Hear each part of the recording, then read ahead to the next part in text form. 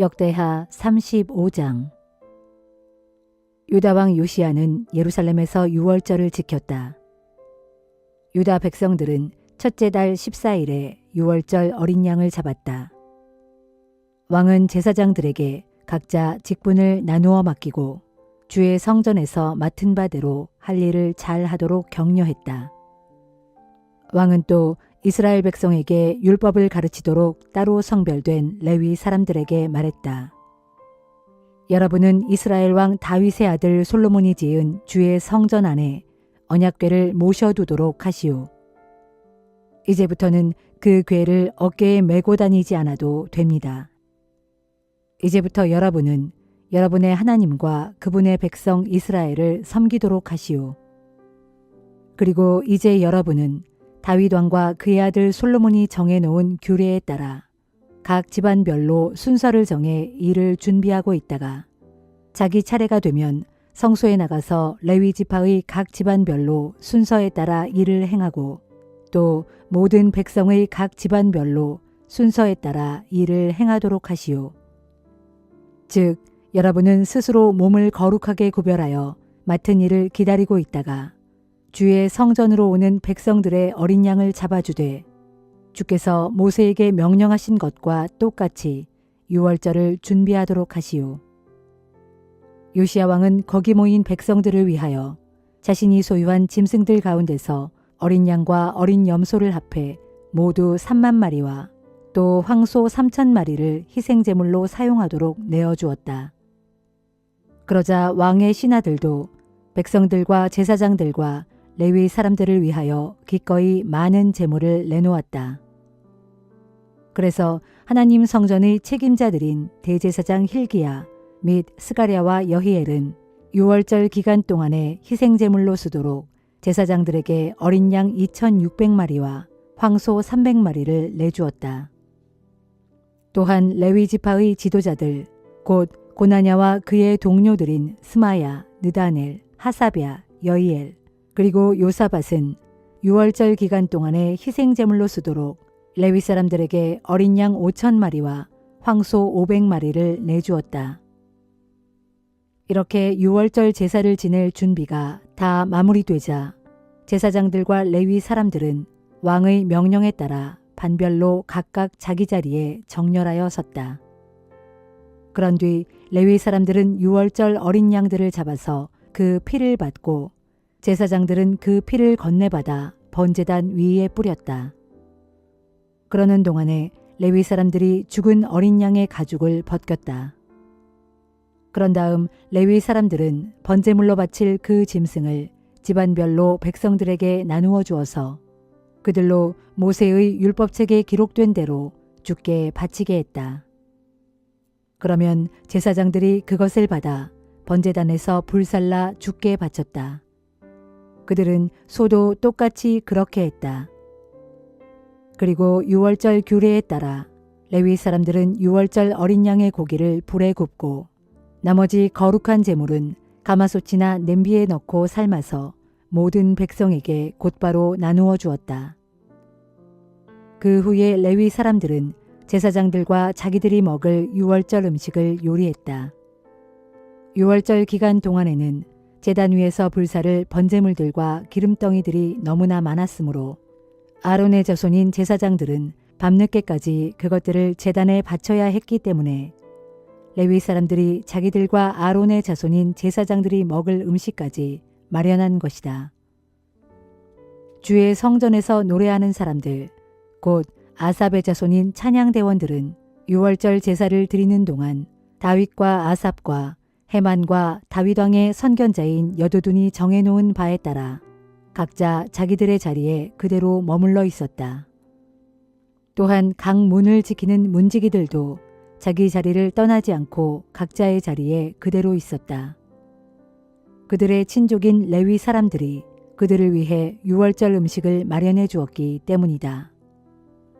그날 이와 같이 주를 섬기는 모든 일들이 철저하게 준비되어 유월절 규례에 따라 주의 제단에 번제물을 다 바침으로써 백성들이 모두 유월절을 잘 지켰다.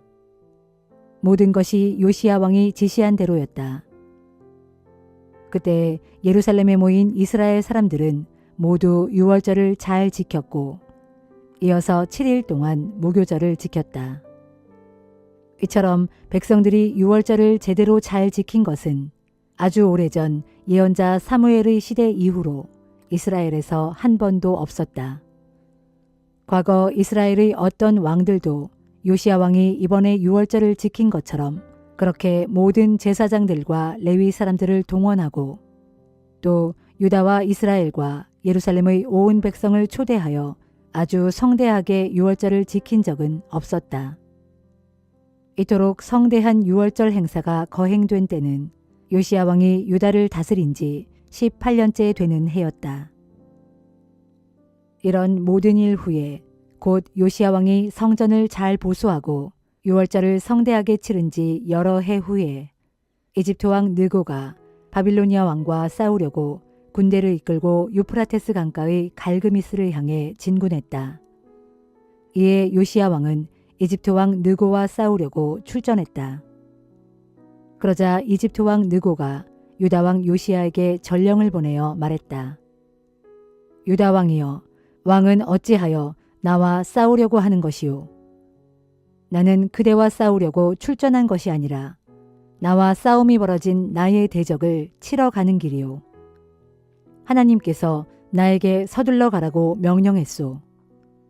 이처럼 하나님께서 나와 함께 계시니 그대는 하나님께서 명하신 이 원정길을 막지 마시오.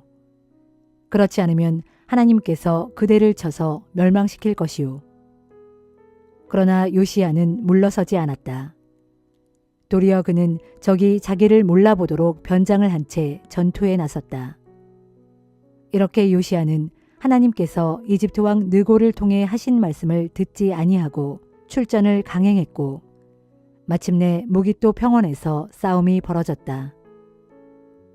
한창 싸우는 중에 요시야는 이집트 군사들이 쏜 화살에 맞았다. 그러자 요시야가 자기 부하들에게 명령했다. 빨리 이곳을 벗어나도록 하라. 내가 크게 다쳤다. 요시야 왕의 부하들은 왕을 전차에서 내리게 한 후 다른 전차에 태우고 예루살렘으로 서둘러 돌아왔다. 하지만 크게 다쳐 피를 많이 흘린 요시야는 예루살렘에 이른 후에 그만 죽고 말았다. 그는 자기 조상들의 묘실에 안장되었고 온 유다와 예루살렘 백성들이 왕의 죽음을 크게 슬퍼했다. 이에 예언자 예레미야는 요시야의 죽음을 슬퍼하는 애가를 지었는데 이스라엘에 노래하는 남녀들은 이 노래를 부르며 요시야를 기렸다. 그리고 이것이 오늘날까지 이스라엘의 전통이 되었다. 그들이 부른 그 애가의 가사는 애가집에 수록되어 있다. 유다왕 요시야의 통치 기간에 일어난 그 밖의 다른 일들과 또 요시야가 주의 율법에 기록된 대로 순종한 모든 선한 일들과 또 그가 이룬 여러 업적들에 관해서는 처음부터 끝까지 이스라엘과 유다 왕들의 연대기에 자세하게 기록되어 있다.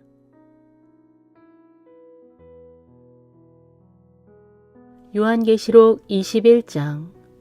그 후에 나는 새 하늘과 새 땅을 보았습니다. 이전에 보던 처음 하늘과 처음 땅은 다 사라져버리고 바다도 더 이상 존재하지 않았습니다. 나는 또 하늘나라의 거룩한 도성 새 예루살렘이 하나님께로부터 하늘에서 내려오는 것을 보았는데 새 예루살렘은 마치 신랑을 위해 곱게 단장한 신부와 같았습니다. 그때 나는 하늘나라 보좌에서 큰 음성이 울려 나오는 것을 들었습니다. 보라, 하나님의 집이 사람들 가운데 있다. 이제 하나님께서 사람들과 함께 계실 것이고 그들은 하나님의 백성이 될 것이며 하나님께서는 친히 그들과 함께 지내시면서 그들의 하나님이 되실 것이다. 하나님께서 그들의 눈에서 모든 눈물을 몸소 닦아주실 것이니 이제 더 이상 죽음이 없고 다시는 슬픔도 우는 것도 아픈 것도 절대로 없을 것이다. 그것은 이전 것들이 다 사라져 버렸기 때문이다. 그때 보좌에 앉으신 분께서 말씀하셨습니다. 보라, 이제 내가 모든 것을 새롭게 한다. 그런 다음 그분께서 또 이렇게 말씀하셨습니다. 이 말은 신실하고 참되다. 그러므로 너는 모두 다 기록하여라. 그분께서 또 나에게 말씀하셨습니다. 이제 다 이루었다. 나는 알파와 오메가요, 처음과 마지막이다. 내가 목마른 자에게 값없이 생명의 샘물을 거저 마시게 할 것이다.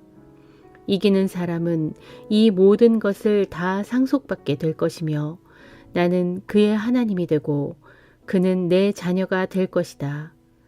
그러나 비겁한 자들과 믿지 않는 자들과 가증한 자들과 살인자들과 음행하는 자들과 점치는 자들과 우상을 숭배하는 자들과 모든 거짓말쟁이들은 유황이 활활 타오르는 불못에 던져질 것이다.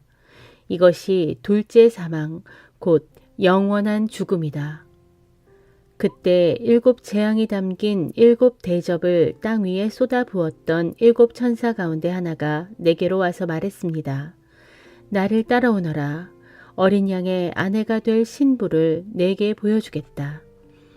그러고 나서 그 천사는 성령으로 나를 휘감아 크고 높은 산으로 데리고 가더니 거기서 하나님께로부터 하늘에서 내려오는 거룩한 도성 예루살렘을 나에게 보여주었습니다. 그 도성은 하나님의 영광에 휩싸여 보석처럼 빛났고 또한 수정처럼 맑고 투명한 벽옥과 같았습니다. 또 그 도성은 크고 높은 성벽에 12 대문을 갖고 있었고 각 대문들마다 12 천사가 지키고 있었으며 각 대문들 위에는 이스라엘 12 지파의 이름이 각각 하나씩 적혀 있었습니다. 대문은 동쪽에 셋, 북쪽에 셋, 남쪽에 셋, 서쪽에 셋이 있었습니다. 그 도성의 크고 높은 성벽은 12개의 주춧돌 위에 세워져 있었는데 각각의 주춧돌에는 어린 양의 12 사도의 이름이 하나씩 적혀 있었습니다. 나에게 말하던 그 천사는 그 도성을 비롯하여 그 도성의 대문들과 성벽을 측량하려고 금으로 만든 잣대를 손에 들고 있었습니다. 그 도성은 가로와 세로의 길이가 똑같은 정사각형 모양이었습니다. 천사가 손에 든 금 잣대로 그 도성을 재어보니 가로와 세로의 높이가 모두 똑같이 12,000 스타디온이었습니다. 또 천사가 그 도성의 성벽 높이를 재어보니 대략 144 규빗이었습니다. 이때 천사가 사용한 측량 잣대는 사람들이 쓰는 것과 똑같은 것이었습니다. 그 도성은 수정처럼 맑고 투명한 순금으로 지어져 있었고 도성의 성벽은 모두 벽옥으로 쌓아 올렸습니다. 또 성벽은 각종 빛나는 보석들로 꾸며진 12 주춧돌 위에 세워져 있었습니다. 즉, 첫째 주춧돌은 벽옥, 둘째 주춧돌은 사파이어, 셋째 주춧돌은 옥수, 넷째 주춧돌은 에메랄드, 다섯째 주춧돌은 홍마노, 여섯째 주춧돌은 홍옥수, 일곱째 주춧돌은 감남석, 여덟째 주춧돌은 녹주석, 아홉째 주춧돌은 황옥, 열째 주춧돌은 녹옥수, 11째 주춧돌은 청옥, 12째 주춧돌은 자수정으로 각각 꾸며져 있었습니다. 또 그 도성의 12 대문은 각각 하나의 커다란 진주로 만들어져 있었고 그 도성의 큰 길은 유리같이 맑고 투명한 순금으로 되어 있었습니다. 그런데 그 도성 안에서 나는 성전을 찾아볼 수 없었습니다. 그것은 전능하신 주 하나님과 어린 양께서 바로 그 도성의 성전이 되시기 때문입니다. 그 도성에는 태양이나 달이 그 빛을 비출 필요가 전혀 없었습니다. 그것은 하나님의 영광이 그 도성을 환히 비춰주며 또한 어린 양께서 그 도성의 등불이 되시기 때문입니다. 모든 나라들과 민족들이 그 빛 가운데로 다닐 것이고 땅의 왕들이 각자 자기들의 영광을 간직한 채 그 도성 안으로 들어올 것입니다. 그 도성에는 밤이 없으므로 도성의 대문들은 닫히는 일 없이 온종일 열려 있을 것입니다. 그리고 세상 모든 나라의 사람들이 각자 자기들의 영광과 존귀를 간직한 채 그 도성 안으로 들어올 것입니다. 그러나 모든 속된 것들과 가증한 것들과 거짓을 행하는 자들은 절대로 그 도성 안으로 들어갈 수 없습니다. 오직 어린 양의 생명책에 그 이름이 기록되어 있는 사람들만 그 거룩한 도성 안으로 들어갈 수 있습니다. 말라기 3장. 전능하신 만군의 주께서 말씀하신다. 보라, 내가 내 사자를 앞서 보낼 것이니 그가 나보다 먼저 가서 내 앞길을 닦을 것이다. 그런 다음에 너희가 그토록 고대하던 주께서 문득 주의 성전에 오실 것이니 곧 어느 날 갑자기 너희가 오랫동안 애타게 기다리던 언약의 사자가 오실 것이다. 그러나 그분께서 오시는 그날을 누가 감히 감당할 수 있겠느냐? 그분께서 나타나실 때 누가 감히 견뎌낼 수 있겠느냐? 진실로 그분은 금을 정련하는 용광로의 불길과 같고 옷을 세탁하는 빨래통의 잿물과 같으실 것이기 때문이다. 은을 정련하여 깨끗하게 하는 정련 기술자처럼 그날에 그분께서는 자리를 잡고 앉으셔서 레위의 자손들을 금이나 은을 정련하듯 그렇게 깨끗하게 연단하실 것이다. 그러면 그제야 그들이 나 주께 의로서 올바른 제물을 드릴 것이다.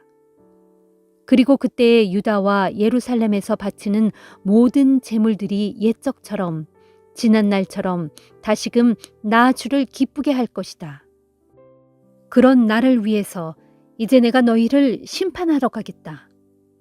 그래서 점치는 자들, 간음하는 자들, 거짓 증언을 하는 자들, 일꾼의 품삯을 떼어먹고 착취하는 자들, 과부와 고아를 압제하는 자들, 외국인을 멸시하고 학대하는 자들, 그리고 나를 경외하지 않는 자들에 대하여 그들의 죄를 속히 증언하고 심판하겠다. 이것은 나 전능한 만군의 주의 말이다. 주께서 말씀하신다. 나 주는 절대로 변하지 않는다. 그러므로 야곱의 자손들아, 너희가 멸망해서 없어지는 일이 결코 없을 것이다. 나 전능한 만군의 주가 말한다. 너희 조상 때로부터 너희는 내 규례를 떠나서 나의 말을 듣지 않았다. 그러므로 오늘날 내가 말하기를 너희가 이제는 내게로 돌아오라. 그리하면 나도 너희에게로 돌아가겠다 하였더니 너희가 말하기를 우리가 어떻게 해야 주께로 다시 돌아갈 수 있습니까? 하고 되묻는구나. 사람이 하나님의 물건을 훔치면 되겠느냐? 그러나 너희는 나의 것을 도둑질하였다. 그러고서도 너희는 도리어 말하기를 우리가 주의 것에서 무엇을 훔쳤다는 말입니까? 하는구나. 너희가 나의 것에서 도둑질한 것은 이것이니 곧 11조와 예물이다. 너희 온 나라의 백성들이 나의 것을 훔쳤으니 오늘날 너희가 저주를 받고 있다. 나 전능한 만군의 주가 말한다. 이제 너희가 온전한 11조를 나의 성전 창고에 들여놓아 내 집에 양식이 넉넉하게 있도록 하라. 그러면 내가 과연 하늘문을 활짝 열고 너희 창고에 쌓아놓을 때가 부족하도록 너희에게 복을 쏟아붓지 아니하는지 너희가 이 일로 나를 한번 시험해 보아라. 나 전능한 만군의 주가 말한다. 너희가 그리하면 내가 너희를 위하여 모든 병충해를 없앨 것이니 너희 땅의 모든 소산물들이 아무런 피해를 입지 않을 것이다. 내가 또 너희 포도밭의 포도나무 열매도 채 익기도 전에 땅에 떨어지는 일이 절대로 없게 하겠다. 그러면 너희 땅이 참으로 기름지고 살기 좋은 곳이 될 것이므로 온 세상 모든 민족들이 너희를 향해 복받은 자들이다 하고 말할 것이다. 이것은 나 전능한 만군의 주의 말이다. 주께서 말씀하신다. 너희가 악한 말로 나를 거스르고도 뻔뻔스럽게 말하기를 우리가 무슨 말로 주를 거역했다는 것입니까? 하고 되묻는다. 그러나 너희가 나를 거슬러 분명 말하기를 우리가 하나님을 섬겨보았자 모두 헛일이다. 우리가 만군의 주 앞에서 그분의 명령을 지키고 우리의 죄를 뉘우치며 슬퍼해 보았자 그것이 도대체 우리에게 무슨 유익이 있단 말인가? 지금 우리가 보기에 오히려 교만한 자가 복을 받고 악을 행하는 자가 번성하며 하나님께 대드는 자가 재앙을 잘도 피해가지 않느냐라고 하였다. 그때 주께서는 주를 경외하는 사람들이 서로 간에 주고받는 말들을 귀 기울여 분명히 들으셨다. 그래서 주께서는 주를 경외하는 사람들과 주의 이름을 존귀하게 여기는 사람들의 이름을 주님 앞에 있는 기념책에 다 기록해 두셨다. 전능하신 만군의 주께서 말씀하신다. 장차 내가 정한 그날이 오면 내가 그런 사람들을 나의 특별한 소유로 삼을 것이다. 그리고 부모가 자신들을 극진히 잘 섬기는 자식을 아끼고 사랑하듯 내가 그들을 아끼고 사랑할 것이다. 그때에야 너희가 깨닫고 의인들과 악인들, 하나님을 섬기는 사람들과 섬기지 않는 사람들을 비로소 분별하게 될 것이다.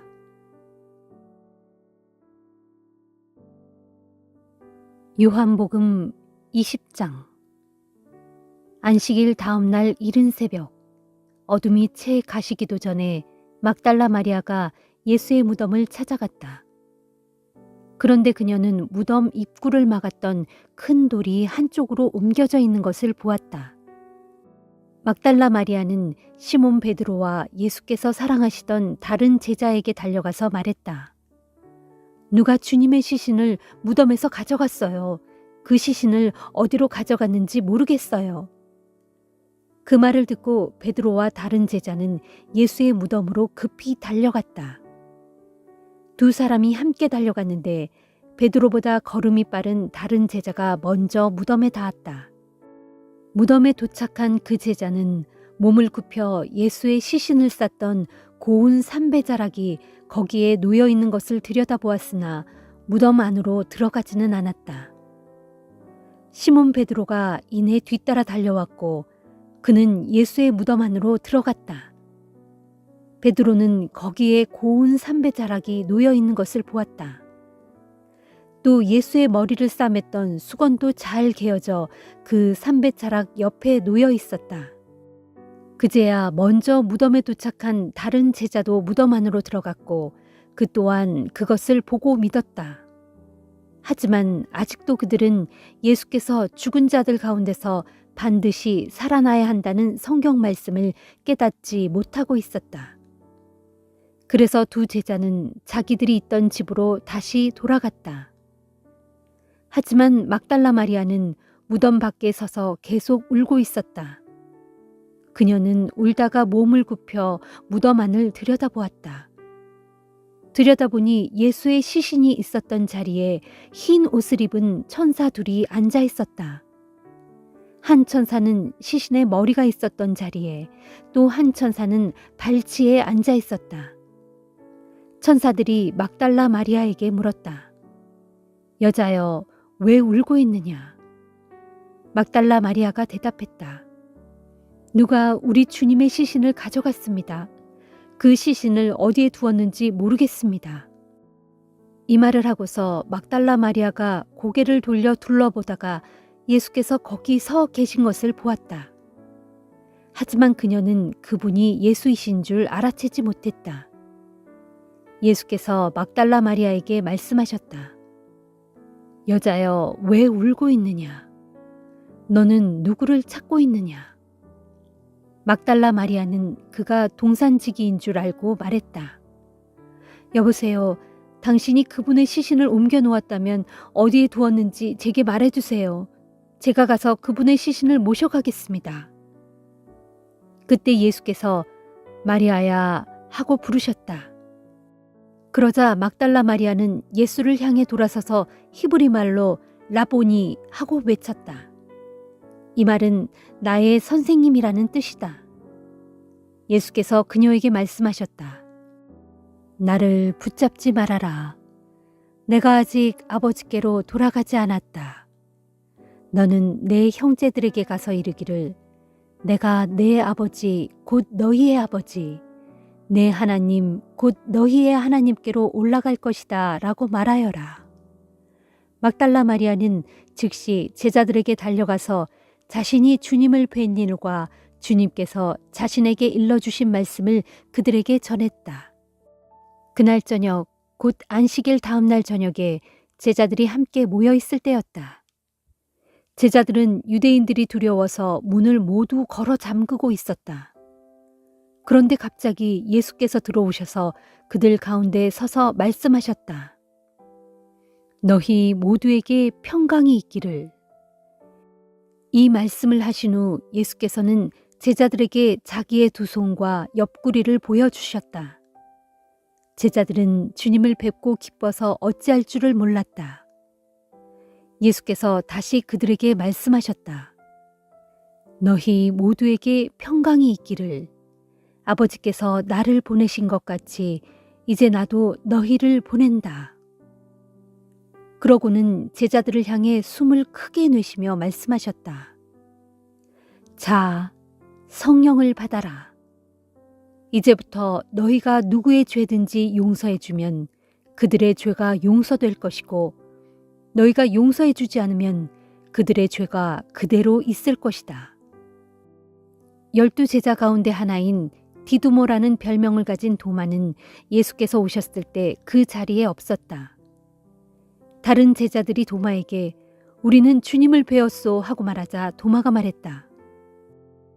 내 눈으로 그분의 손에서 못자국을 보고 구멍이 난 곳에 내 손가락을 넣어보고 또 내 손을 그분의 옆구리에 넣어보기 전에는 도무지 그 말을 믿지 못하겠소. 여드레 후에 제자들이 다시 모여 있었다. 이번에는 도마도 그들과 함께 그 자리에 있었다. 역시 문은 굳게 잠겨 있었다. 그런데 예수께서 갑자기 들어오셔서 그들 가운데 서서 말씀하셨다. 너희 모두에게 평강이 있기를. 그러고 나서 예수께서 도마에게 말씀하셨다. 자, 이리 와서 내 손가락을 여기 넣어보고 또 내 손을 내 옆구리에 넣어보아라. 그리고 이제부터는 믿음 없는 자가 되지 말고 믿는 자가 되어라. 도마가 예수께 대답하기를 오 나의 주님 나의 하나님 하니 예수께서 도마에게 말씀하셨다. 너는 나를 보았기 때문에 믿는구나. 그러나 나를 보지 않고도 나를 믿는 사람은 더욱 복이 있다.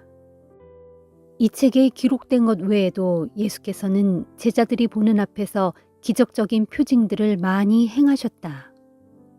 그러나 여기에 이것들을 기록해 두는 목적은 사람들로 하여금 예수가 하나님의 아들 그리스도이신 것을 믿게 하고 또 예수를 믿음으로써 예수의 이름으로 영원한 생명을 얻도록 하려는 것이다.